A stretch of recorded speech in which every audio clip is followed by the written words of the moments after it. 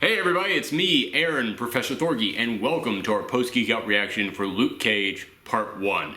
Now, if you are new to this channel, then let me explain how the post-Geekout reactions work.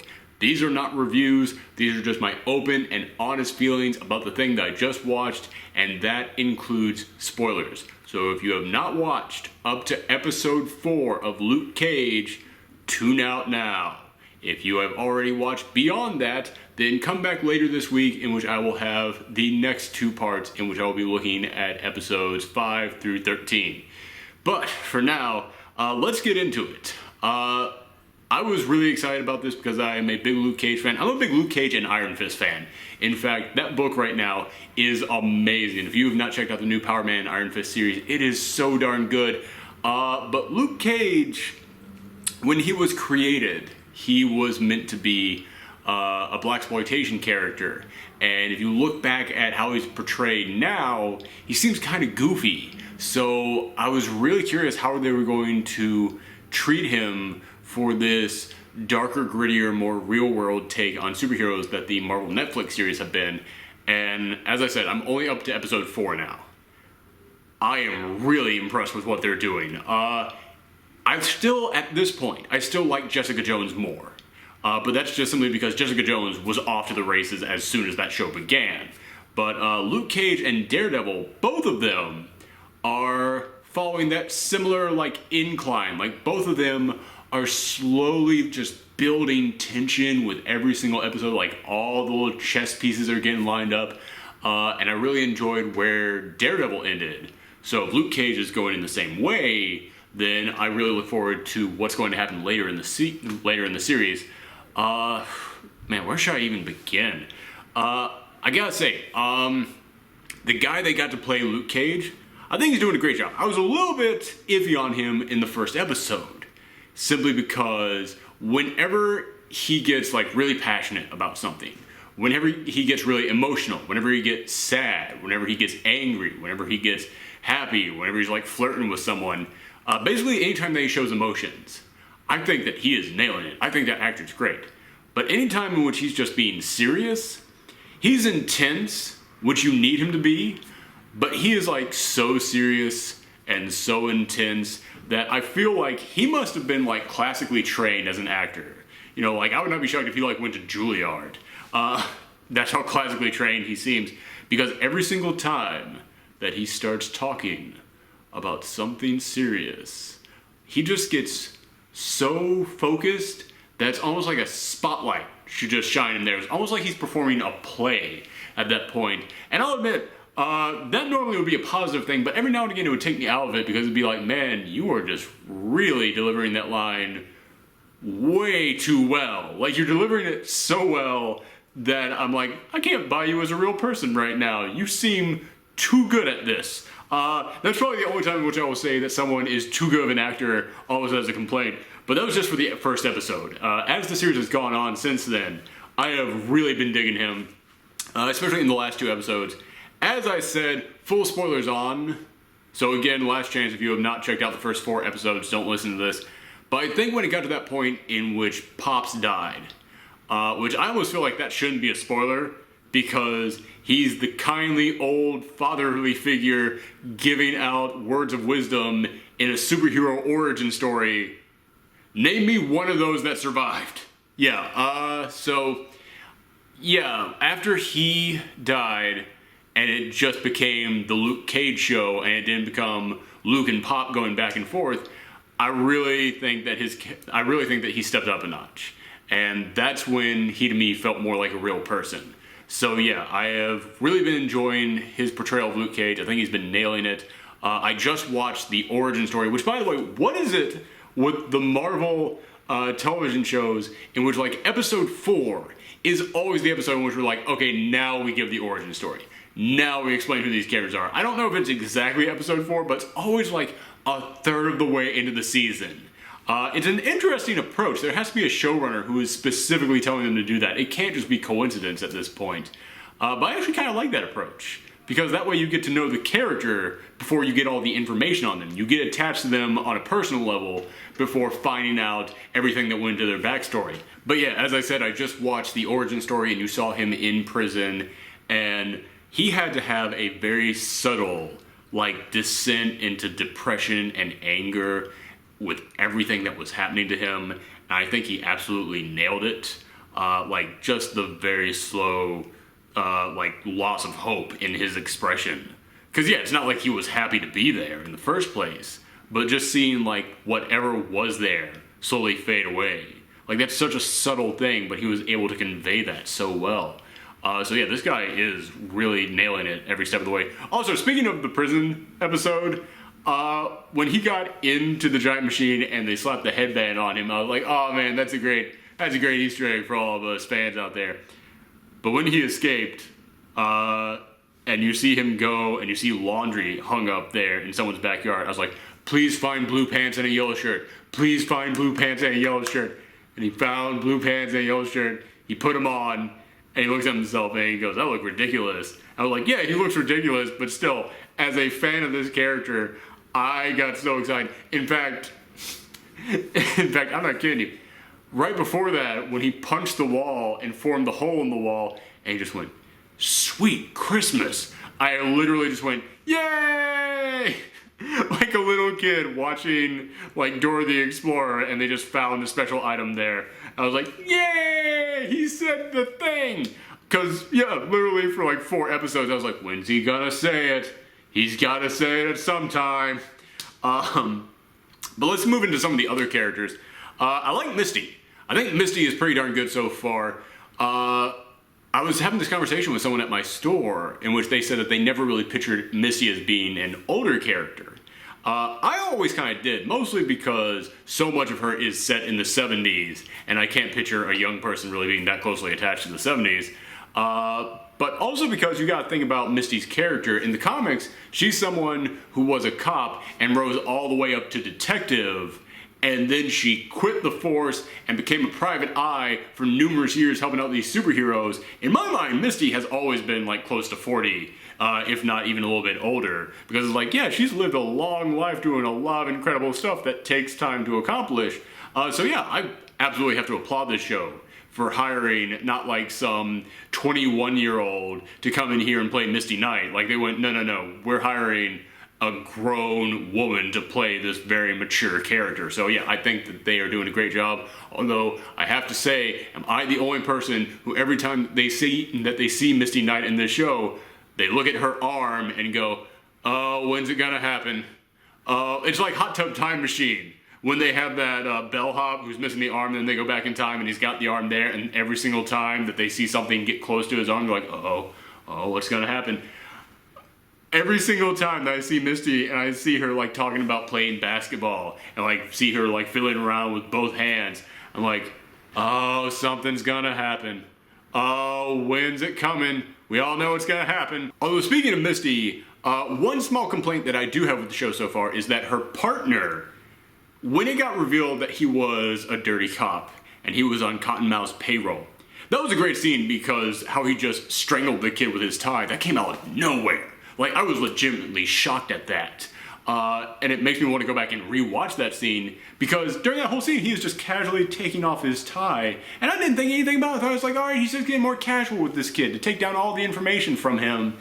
I didn't think that that's what he was going to do. So I want to go back and rewatch that scene and just see that as like a slow buildup to him actually killing this kid.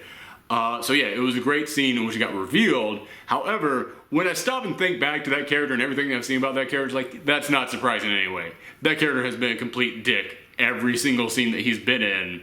I'm not shocked at all that he's on Cottonmouth's payroll. So that's the one small complaint, is that that guy is too much of a dick for that twist to be a total surprise. However, moving into the other characters here, I mentioned Pop briefly, and Pop was only in there for, 2 episodes. God, I love that character. That character was great. First off, when he started talking to him and like referring to him by nicknames, I was like, say Power Man. Have one of your nicknames for him be Power Man. And when he said Power Man, he actually sold it and made me go, that's not a goofy name at all. That actually works as a superhero name. So I kind of hope that he actually does take on the Power Man name at the end of this. But yeah, Pop is such a great character. I love the swear jar in there. When you get his backstory, that he actually used to be a criminal going around beating people up, I was like, oh, wow, that was not something I was expecting, but it adds so much depth to his character. When you hear about the fact that he has a kid that he hasn't seen forever, man, that really makes me hope that comes back. Like, I hope that Luke ends up running into his kid at some point. Like, there actually came a moment. It was when they were sitting down and talking in front of the barbershop, and he was giving his backstory, and I looked at it and was like, Luke Cage is a really good character in the show so far.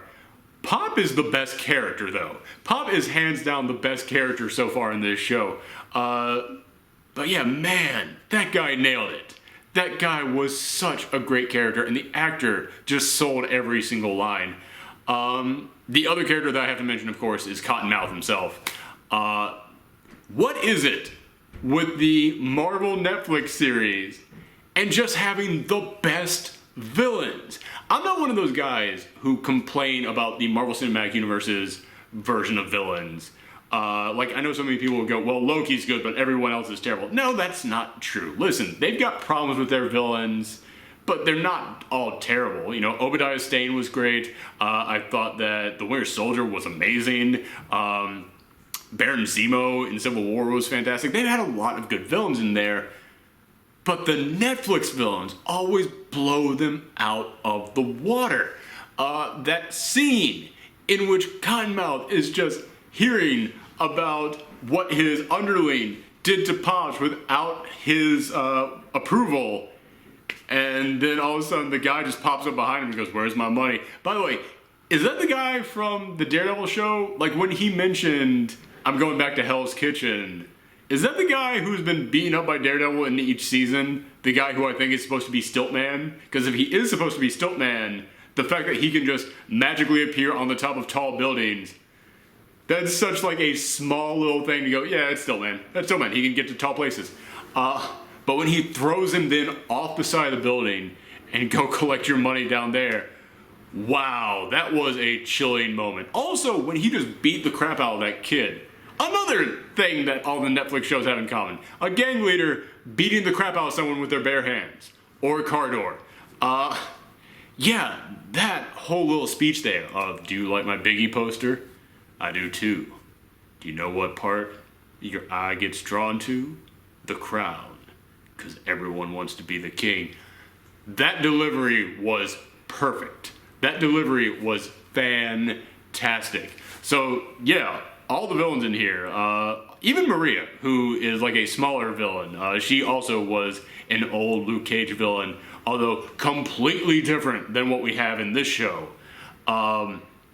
She is, of course, running for councilman or some political office, and there was that scene in which you saw her going around at a photo shoot, basically just going up to all these kids like, "Oh, I know this kid, like, I grew up with her mother, oh, you tell her hi," and just going down the line saying something about each of these kids.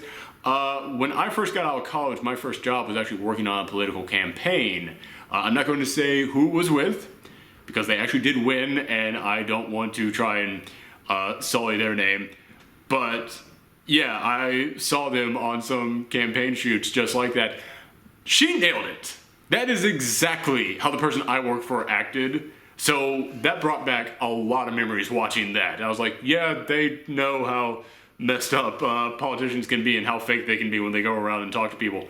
So yeah, even she is a good character. But speaking of characters, I really love that they are making Harlem a character in and of itself. Like, they're really trying to capture the spirit of both old and new Harlem in there. And that's one thing that I loved about all the Netflix Marvel series, is that they're set in New York, and they actually film them in New York, because, trust me, you can tell when something that's supposed to be set in New York is filmed in a studio out in LA. Like, it just does not feel real, and the whole point of these Netflix series is to be the real world take on these superheroes. And yeah, it feels way more realistic this way. Like, I actually do get a connection to these characters. Maybe it's just because I live in New York. In fact, when I first moved to New York, the first apartment I had was in Harlem, and then the second apartment I had was in Washington Heights. So kind of that entire area, in between 110th and 155th. Like, I've known that entire area pretty well in the years I've been living here. And as I've been watching the show, I've been picking out spots so much. Like Luke Cage's apartment, which is located right above the Chinese restaurant, Genghis Khan's, which, by the way, is a fantastic name for a restaurant. I'm shocked I've never seen that somewhere. I was looking at that and I went, huh, that street outside looks familiar. So does the Bank of America across the street. I actually think that was actually filmed like 5 blocks above my apartment in Washington Heights. So yeah, I know that isn't something that everybody's going to be able to relate to, but for me personally, I do get such a connection with these shows because of that. Now, as of right now, I can't say where this show is going. I don't know what this is all going to be building to, but there are 2 things that have come up so far that have me really excited for the future of this show. And one of them is, you got Cottonmouth in there. But then when Shades shows up and he starts mentioning Diamondback, and he's working for Diamondback, and I went, Cottonmouth, Diamondback. Okay, mild spoiler for Jessica Jones, but nobody knew that Nuke was going to be in that show. Nobody knew that the big surprise villain was going to be Nuke. That was a huge shock. I remember when he goes, give me a red, I just went, So when he mentioned Diamondback, I just went, are you setting up the Serpent Society? Like that goofy Avengers and Captain America group of villains who are all themed around snakes? Are you going to take them and have them be the villains? Like, I keep waiting for a scene later this season in which Cottonmouth has to go into a meeting and Diamondback is there, but then you look around the entire room and there's a whole bunch of other gang leaders and they're all using snake-themed aliases. That would be an amazing way to adapt what is kind of a goofy idea for a team of villains into a really threatening, more realistic take on them. So I'm really hoping that ends up coming up. The other thing that they are laying out pretty clearly throughout this is I love the way that they are treating the whole idea of Luke Cage being a hero for hire, because that was always his thing when he started up back in the 70s, is that he needed money because, he went to prison for a crime that he did not commit, so now he can't really get work anywhere, so he's going to hire himself out as a superhero. He is a superhero that you yourself can hire if you need a superhero, and it's one of those things in which it's like, yeah, okay, I understand. I understand why he did that when he started out. But if you take a hero and put him in a show and tell everyone you're supposed to root for him, but you see him charging people for protection, it doesn't look that good. It makes it a little bit harder to root for him. You really have to sell that. You have to sell why this is a guy that you can root for even though he gets paid to be a superhero. And I think they're doing an amazing job at it.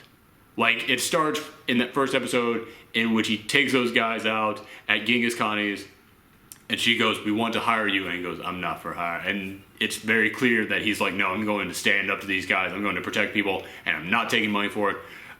So, for starters, he's already told people he's not going to take money for this. And secondly, throughout this entire series, you keep seeing how much he needs money. Like, they really drive home that, he's working these 2 jobs and yet he still can't pay rent, but now he's lost these jobs. But then he goes into Pops' place after he's died, and the guy there, what was his name? I can't remember his name, but the guy who's playing chess, he tells him, yeah, you ever wonder why people get grandma's house so often without anybody asking questions? As long as the bills get paid on time, nobody comes in and swoops the place up. So if we can keep paying all the bills for this place, or if we can just pay off the $80,000, we can keep Pops' place alive. And then it makes you go, oh, okay, he needs money for this. So now I have a reason to root for him getting this money.